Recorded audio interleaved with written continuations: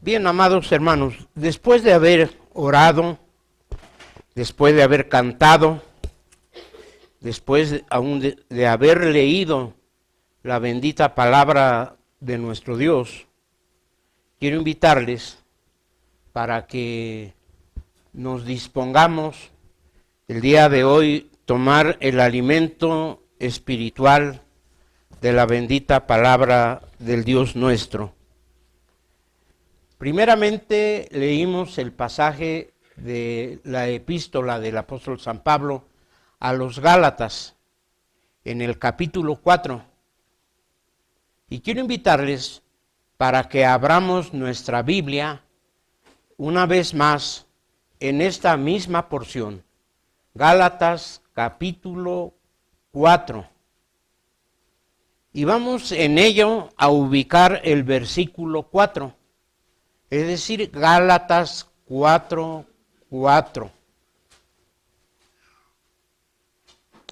Y verdaderamente es un anhelo para que todos los que asistamos al culto participemos, es decir, llevemos una ración, nuestra porción que pueda satisfacer la necesidad espiritual que nuestra vida tiene de todo lo que hacemos en el culto, particularmente del alimento de la palabra de Dios.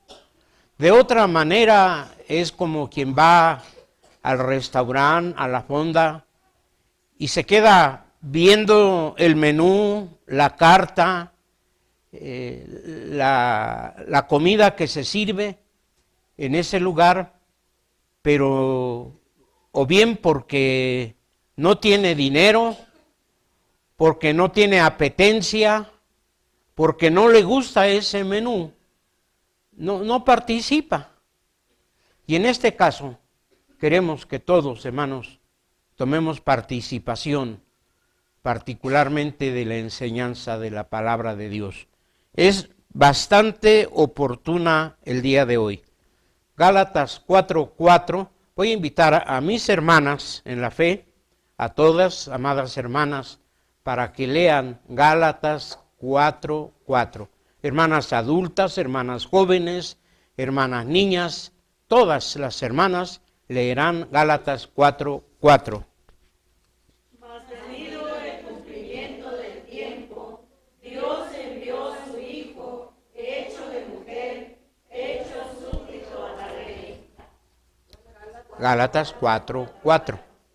Ahora, mis hermanos, todos de la misma manera.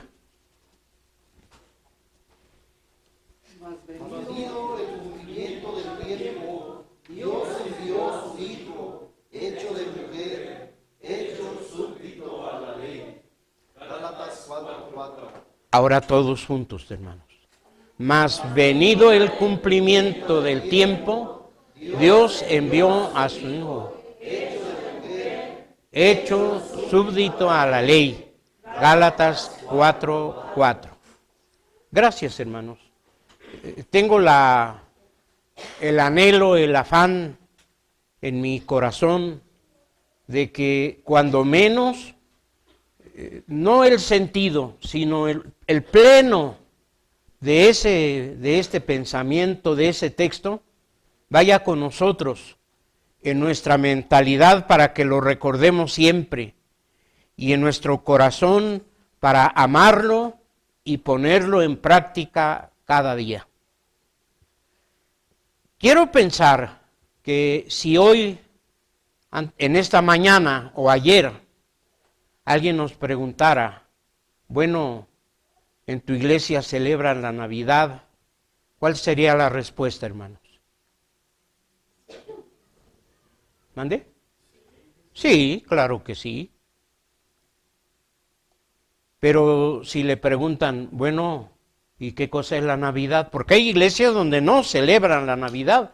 La iglesia adventista del séptimo día no celebra Navidad. El movimiento de los ruselistas, testigos de Jehová, son adversos a la celebración de la Navidad. Hay otros movimientos que consideran que la Navidad es una herejía y hasta una blasfemia. para nosotros, para usted, hermano, miembro de esta iglesia, ¿qué es la Navidad?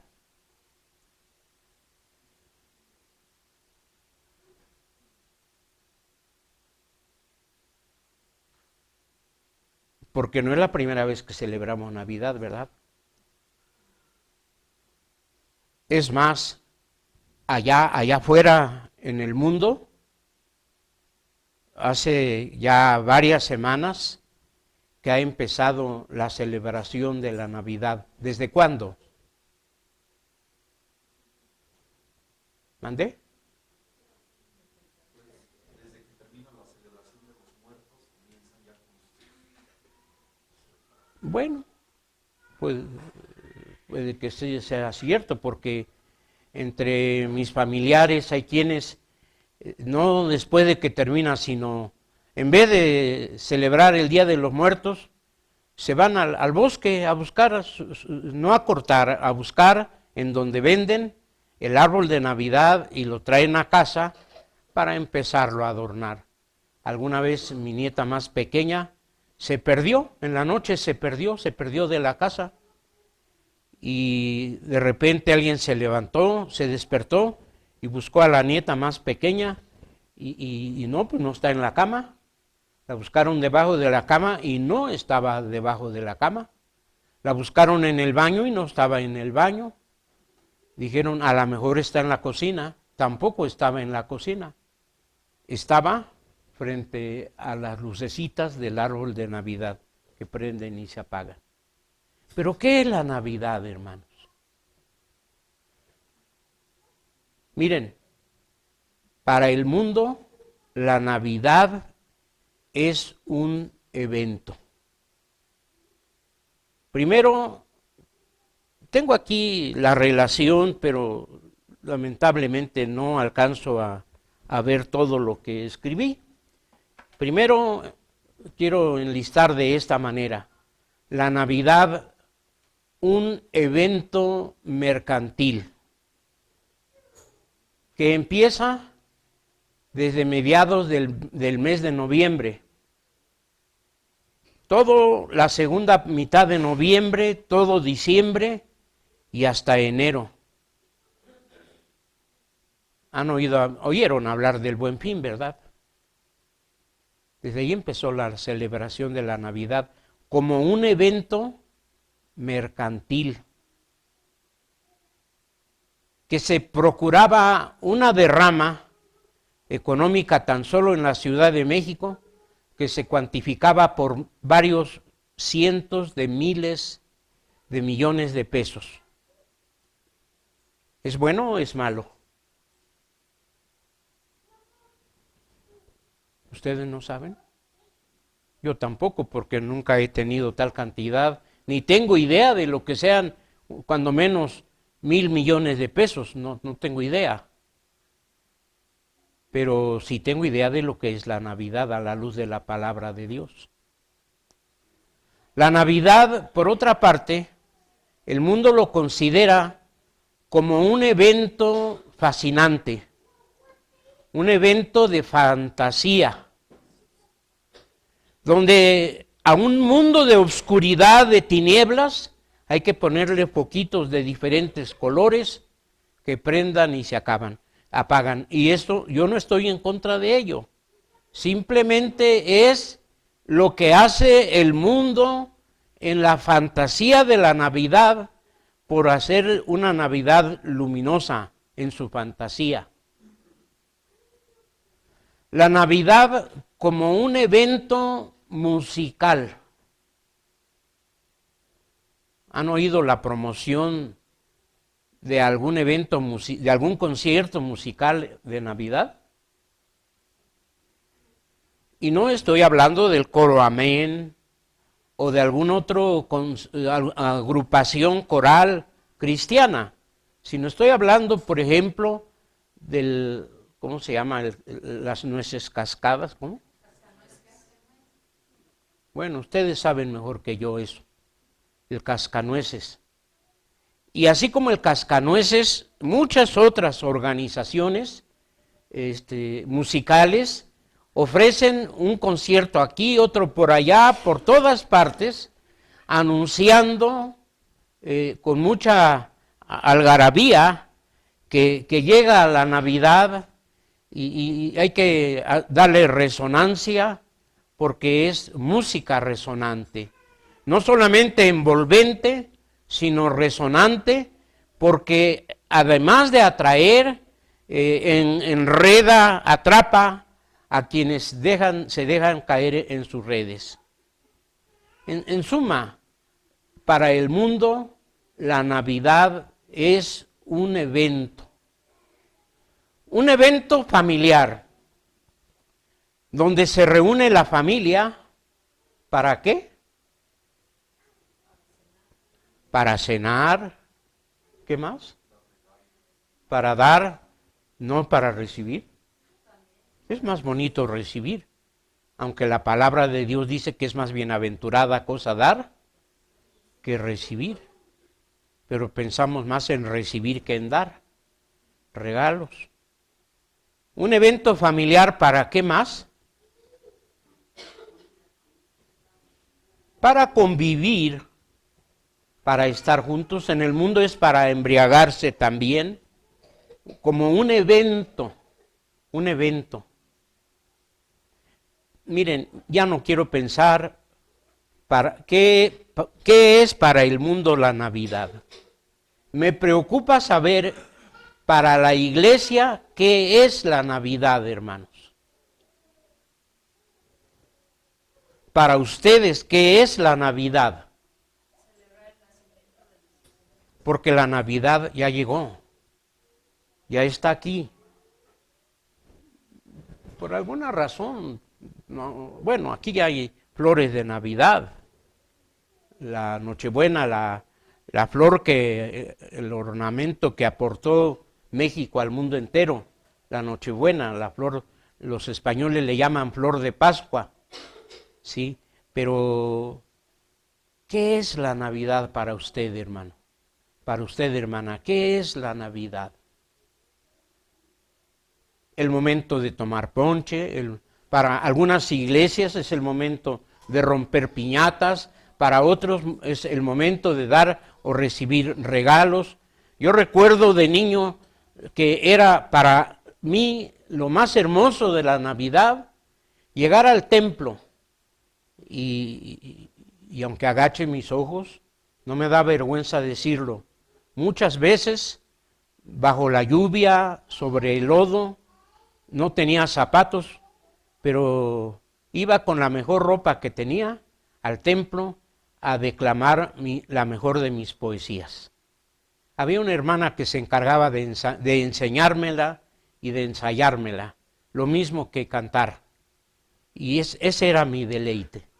No sé para usted qué sea la Navidad, hermanos, pero quiero invitarles para que hoy consideremos la Navidad no como un evento más, sino como un acontecimiento. Se preguntarán, bueno, ¿y cuál es la diferencia? ¿Me pueden ayudar a encontrar la respuesta entre un evento y un acontecimiento?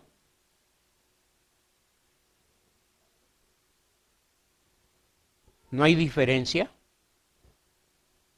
Posiblemente un evento es algo que se espera con ansiedad, en el tiempo llega, pasa y se va, y no deja huella, no trasciende en la vida de nadie. Un acontecimiento no es así. Un acontecimiento debe dejar huella, hermanos. Si no deja huella, la Navidad en la vida de cada familia de la iglesia no es sino un evento. Y queremos que sea un acontecimiento. Y para esto, bueno, pues tenemos muchos pasajes en la Biblia. Créanlo que aquí tengo un montón de pasajes y puntos de cómo definir el acontecimiento de la Navidad, pero creo que no me va a dar tiempo para mencionarlos todos. Sin embargo, de lo que hemos leído, creo que es suficiente para asentar en nuestra mentalidad, en nuestro entender, en nuestro saber, en el sentir de nuestro corazón, que la Navidad es un acontecimiento. Dice Gálatas capítulo 4, versículo 4. ¿Cómo dice? ¿Se acuerdan? ¿Ya se les olvidó? Mas venido el cumplimiento del tiempo. Hasta ahí nada más. Esa es la primera parte. Un acontecimiento. ¿Un acontecimiento qué? Un acontecimiento en el tiempo, hermanos. Un acontecimiento en el tiempo. En el tiempo que Dios estableció en su sola o soberana potestad. Créanlo que mujeres como Ana la profetisa, como Simeón, le hubieran dicho a Dios o le habrán dicho a Dios más de una vez, según Lucas capítulo 2, ya Señor, ya que venga el Mesías, mira, el imperio romano nos está explotando, el imperio romano nos está haciendo daño, el imperio romano no permite que se desarrolle la fe en el Dios verdadero, la corrupción del mundo y tantas cosas como las que hoy vemos, también las vio Simeón y Ana. Pero no fue cuando Simeón y Ana quisieron. ¿Cuándo se cumplió la Navidad? En el cumplimiento que Dios estableció en su potestad soberana. Porque Él es absoluto. Él es soberano y no pide consejo de nadie. Puede bien escuchar las súplicas de todos, pero no pide consejo de nadie. Él estableció ya los tiempos y cuando se cumplió el tiempo establecido en que había de enviar a su Hijo unigénito, Él lo envió por sí mismo. Venido el cumplimiento del tiempo. ¿Cuándo fue el cumplimiento de ese tiempo? ¿En qué momento se cumplió ese tiempo? Si leo en San Lucas capítulo 2, San Lucas capítulo 2, San Lucas capítulo 2, versículos 1 y 2.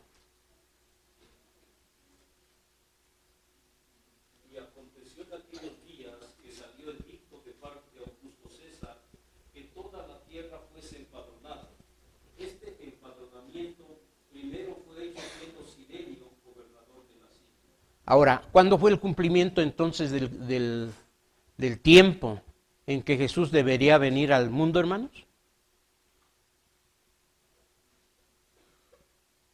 ¿Cuándo? ¿No se dieron cuenta? Es que yo creo que el hermano lee demasiado rápido.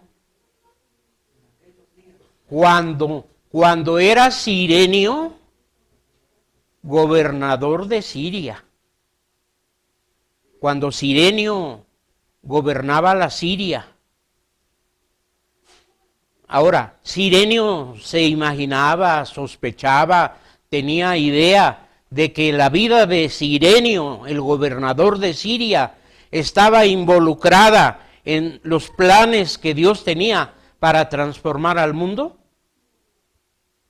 No, hermanos.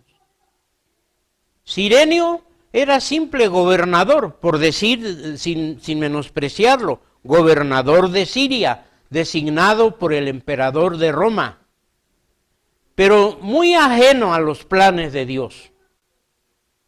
No, él no entendía de ello, él se empeñaba en cumplir su plan. Por aquí en mis notas tengo los años en que gobernó Cirenio sobre el territorio de la Siria. Siendo Cirenio gobernador de Siria, a César Augusto o César el Grande se le ocurrió una brillante idea. Ahora, este César tampoco tenía en su mente los propósitos que Dios tenía para con él. Sin embargo, a este César se le ocurrió esta idea, que todo el imperio romano, leemos así en Lucas 2, que toda la tierra fuese empadronada.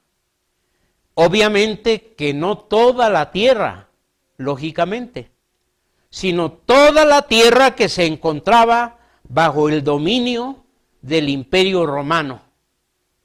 Todo ese territorio que abarcaba desde Asia, parte de Asia, África y Europa, todo ese territorio fuese empadronado. Pero no un empadronamiento cualquiera, sino cada ciudadano, cada habitante debería ser empadronado de una manera muy especial. ¿De qué manera?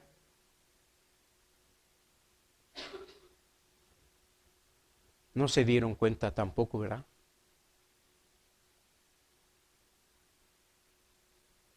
Hoy, disculpen que hable de mí, el Señor permitió que yo naciera en Pachuca. Bueno, eso dicen hace más de medio siglo.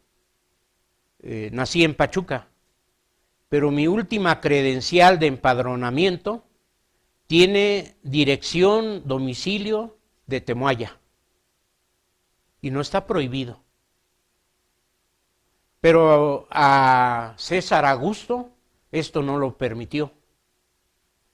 Cada ciudadano debería ser empadronado de manera muy particular en el lugar de su nacimiento. Por eso fue un empadronamiento singular.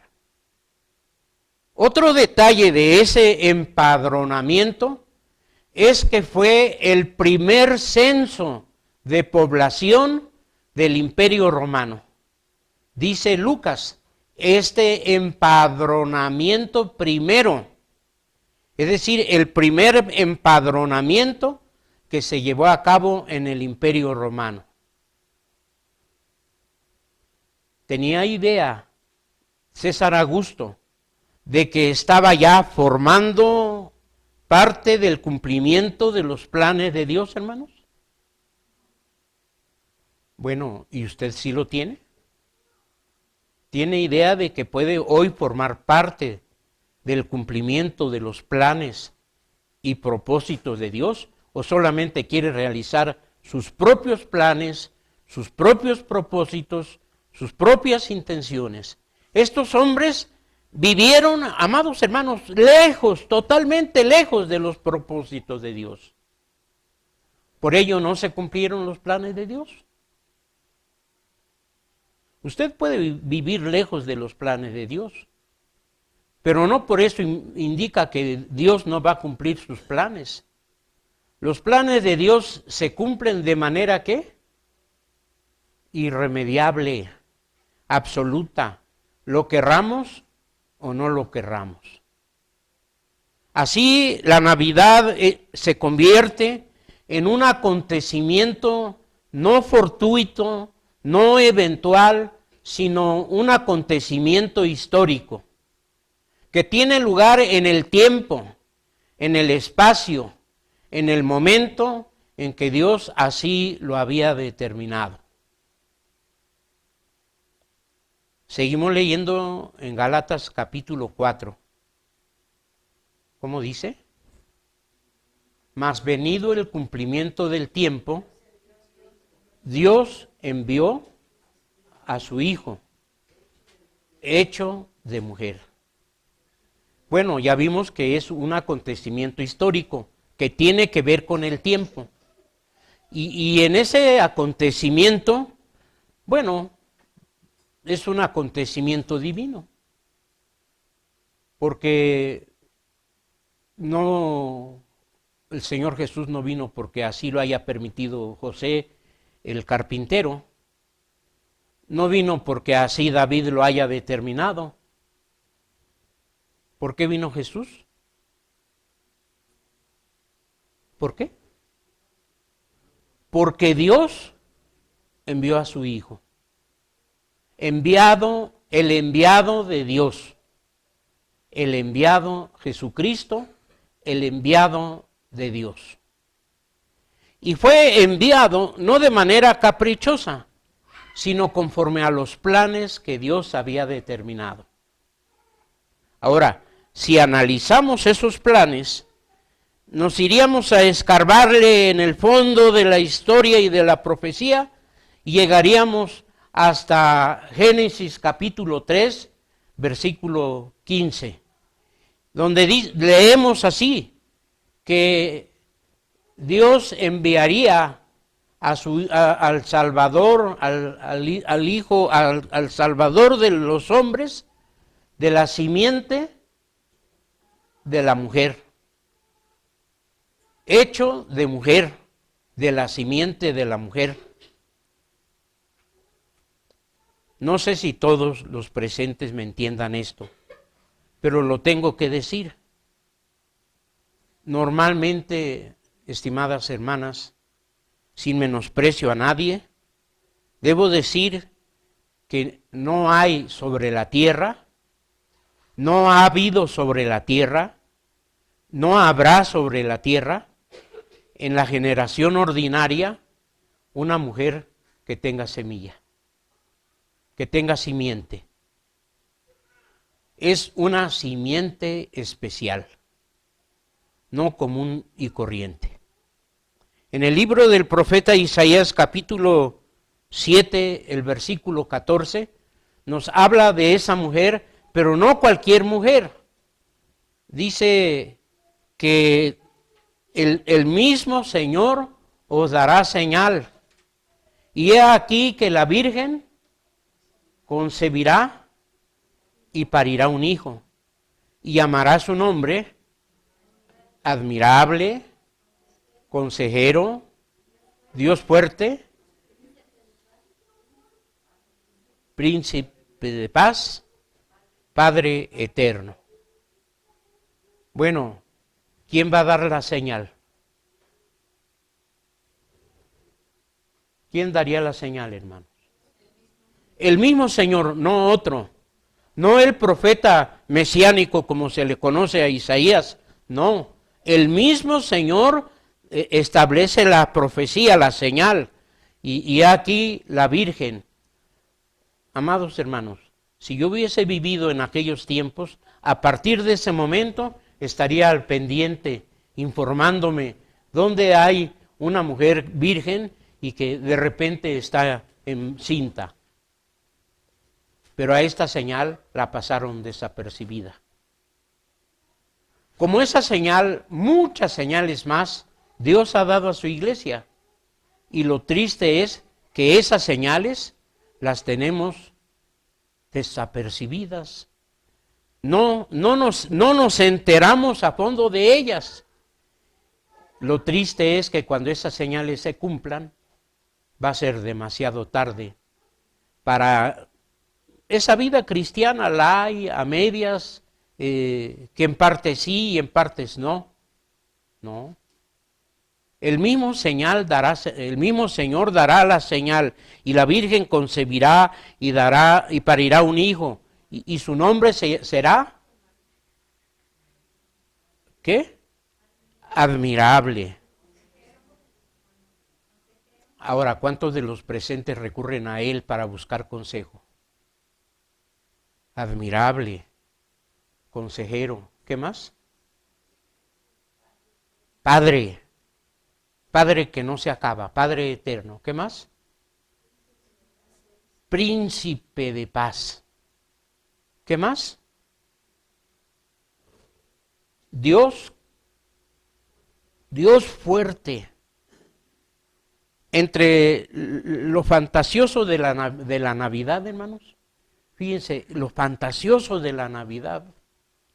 ¿Cuántas veces aquí se ha cantado entre comillas, un himno que dice noche de paz, noche de amor. ¿Lo han cantado ustedes? ¿Nunca? También lo he oído por allá en el radio, en la televisión, en los spots que ponen ahora en las redes de comunicación. También por ahí lo oigo. Un mundo de violencia, un mundo de maldad, un mundo de perversidad, allá en el mundo, cantando fantasiosamente Noche de Paz. Eso es triste, pero todavía más triste, más desagradable, que en un grupo tan pequeño como es nuestra iglesia, pues cantamos Noche de Paz sin el sentir la paz verdadera de la presencia del Hijo de Dios entre nosotros, hermanos. Eso todavía es más triste. De tal manera que dice el escritor sagrado, si os coméis y os mordéis, es decir, hay pleitos, mirad que tampoco os consumáis. La crítica, la censura, la maldad, la ventaja, cuántas cosas más nos conducen a que haya de todo en Navidad, ponche, ensalada, aguinaldos, ajos, también ajos, pavos, sí, también pavos, todo eso, menos paz, menos que haya paz. Mas venido el cumplimiento del tiempo, Dios envió a su Hijo, ¿hecho de qué? No de hombre, hecho de mujer, hecho súbdito a la ley. ¿Qué quiere decir súbdito? Sometido, sujeto a la ley. A esa ley que usted y yo, todos nosotros, debemos someternos como esclavos por causa del pecado. Sin embargo, al no poder ser sujetos nosotros a esa ley, nuestro Salvador se sometió, se hizo súbdito a la ley. Por eso leemos en Filipenses capítulo 2, haya pues en vosotros el mismo sentir que hubo también en Cristo Jesús. ¿Cuál fue el sentir que hubo en Cristo Jesús? Decía el hermano Aram. Que siendo igual a Dios, leemos en San Juan capítulo 1,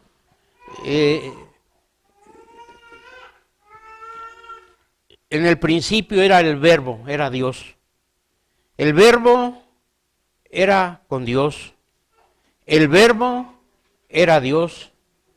Y luego mucho más adelante dice, y aquel Verbo, aquel Dios, se hizo carne y habitó entre nosotros. Ahora, ¿qué quiere decir que vino a habitar entre nosotros, hermanos? Sí, nació de mujer. Pero dice en Lucas capítulo 2, que es el versículo 10, que como fue nacido Jesús, María lo envolvió, ¿en qué?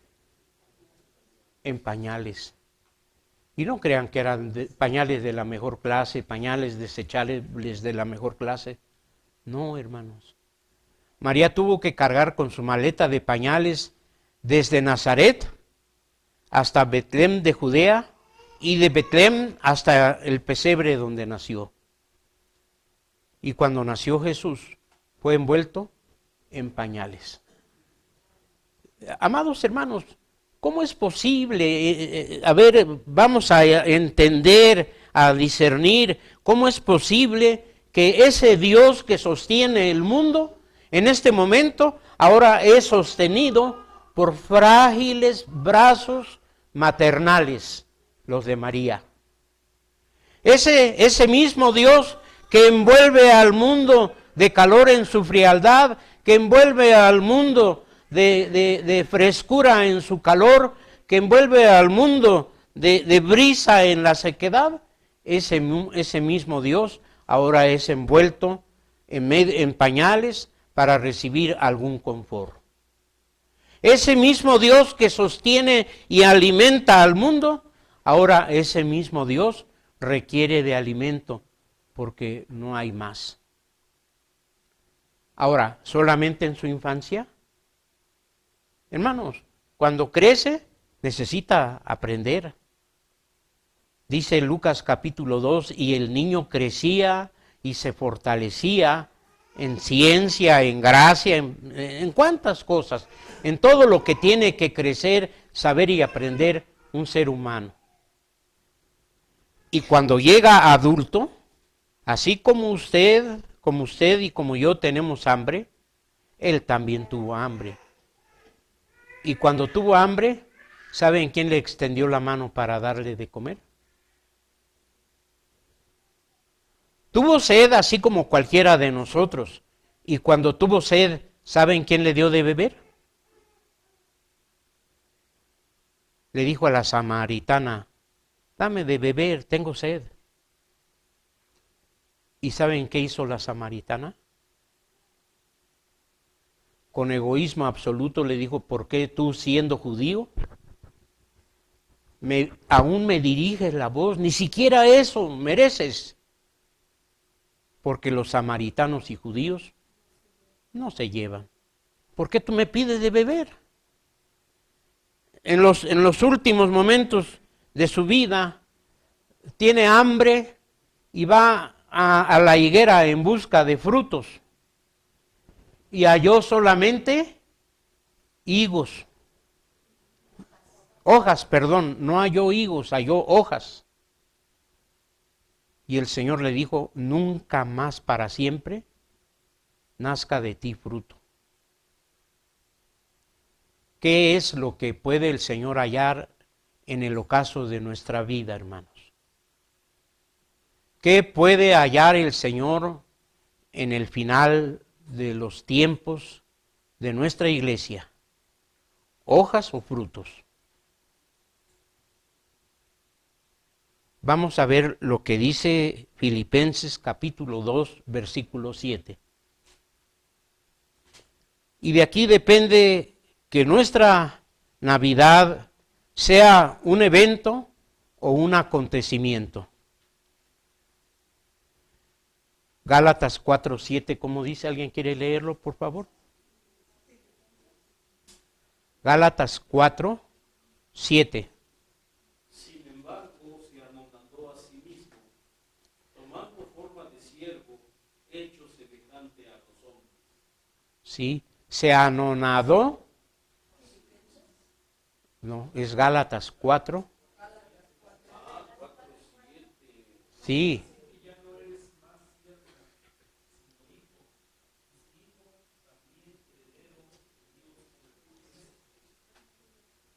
¿Qué eres tú, hermano? ¿Esclavo o hijo?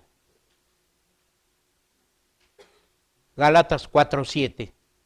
¿Qué eres? ¿Qué prefieres ser? ¿Mande? ¿Hijo? ¿Por qué hijo?